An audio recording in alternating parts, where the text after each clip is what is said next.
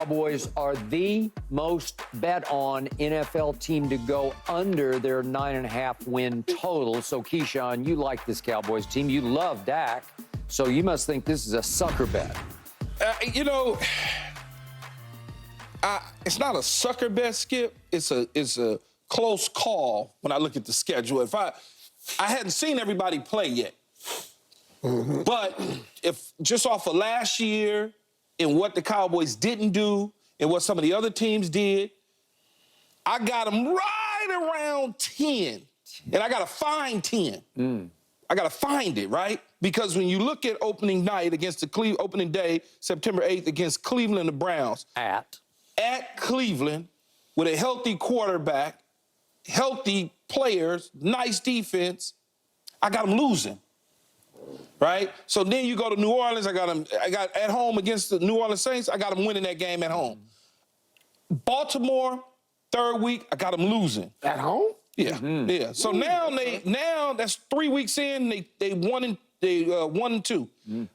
I got them beating the Giants in New York. I got them losing to Pittsburgh. At Pittsburgh. Yeah, 2 and 3. Damn. I got them losing to the Lions at home, which they should have lost last year at home. Yep.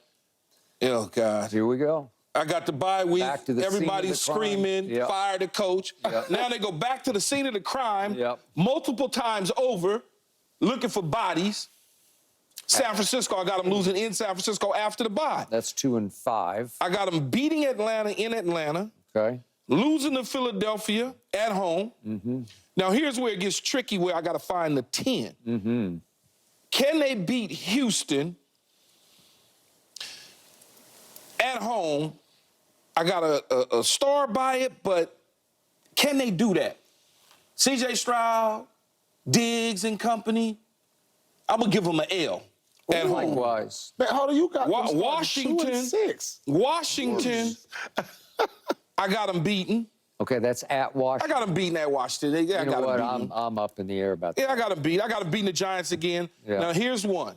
I seen Joe Burrow go in there and open up a can on them before. I think that for whatever reason, they beat Cincinnati.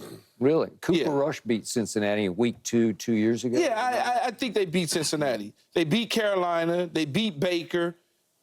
They beat Philly at the end because Philly is already, they clinching, they chilling. 2 games in, they like, it doesn't really matter. A win at Philadelphia? Yeah, because it's not going to matter. Okay. It's over. It's not the last At that game. point, it ain't going to matter. It's the second to last. But it's over. Second to last game. Philly already got, they already got the conference in the division in their back pocket, and they probably sitting at the 1 or 2 spot.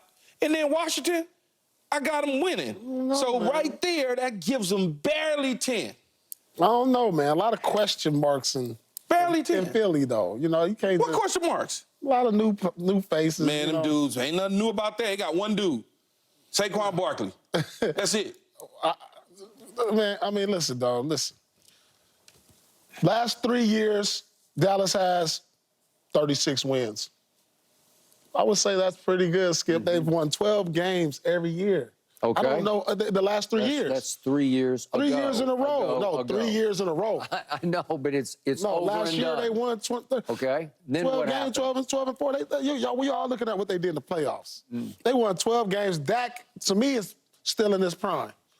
He's going to be up there in the MVP talks again. I mean, I got them going about 10. I got them over. Nah, and they're going to get 10. This team led the league in scoring last year, Skip. It's so much question marks, though, that scare Skip. They led the league in scoring last year. I know, but you talk about the offensive line. You talk about the offensive line. Yeah. A retooled offensive line on the left side. A running back that Skip thinks is old. A receiver that wants his money and ain't got it yet. Yeah. There's no real number 3 receiver, because I still think Brandon Cooks is a number 2 that can lift the coverage and do some things, but there's no solid number 3 unless you want what's the tight end? Ferguson. Ferguson to be your number 3, right, Skip? Then you flip to the defensive side of the ball. They lost a number of guys on the defensive side. One that's most notable to me who's still out there, which is mind-boggling, is Stephon Gilmore at the cornerback position. If I was them, I'd go sign him and bring him in. Then you lose that depth on the defensive line that they had. They have a lack of linebacking core that they went out and got Skip's favorite dude in Hendricks that, whatever, he could teach the defense, but he's a little long in the tooth. What else they got? That's pretty much it. I just broke it all the way down. And they got a new defensive coordinator, and they got a coach that when you start off 2-4, and you lose to San Francisco after the bye. But okay, so here's my prediction. Along with that, no, hold on. If my prediction serves me correct now that I'm looking at it, Skip, if you drop this Browns, you drop this you beat New Orleans, you drop Baltimore, you got the Giants, and then you lose to Pittsburgh and Detroit back-to-back, and you got a bye week, you got to buy Mike McCarthy. That's what's going to happen. If this top schedule holds true, if this holds true to these first 6 games, he'll be fired for the first time in Jerry Jones' ownership. A guy hit.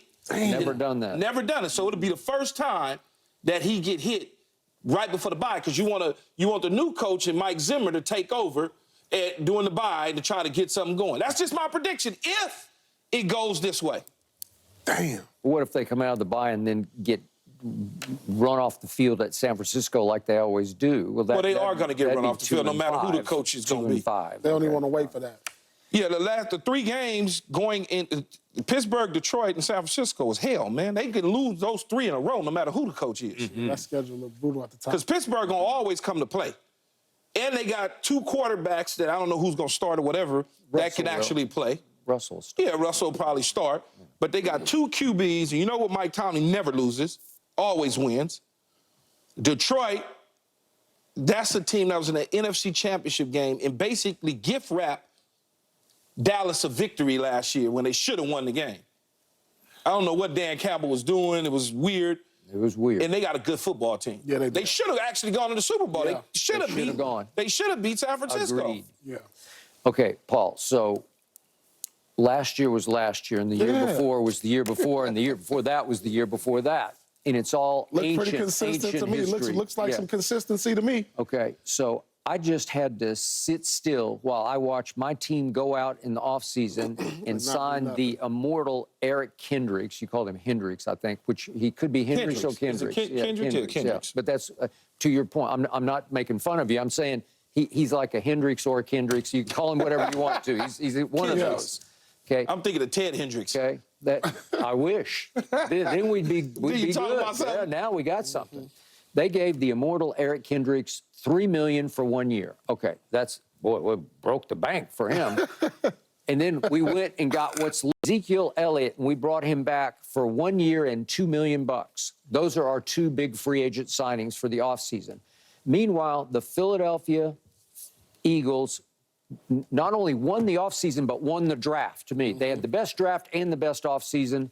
They're way better than we are. You could say it's on paper, but they're just way better. No, they're just way better. Yeah, they're better than y'all. Yeah. They shored it up, man. They plugged the holes. Whatever weaknesses they had in their secondary. Yeah, they got Gardner Johnson and the two kids Devin they drafted drafted. at the linebacker position. Yeah. The kids that they drafted. The 2 best corners in the draft are theirs.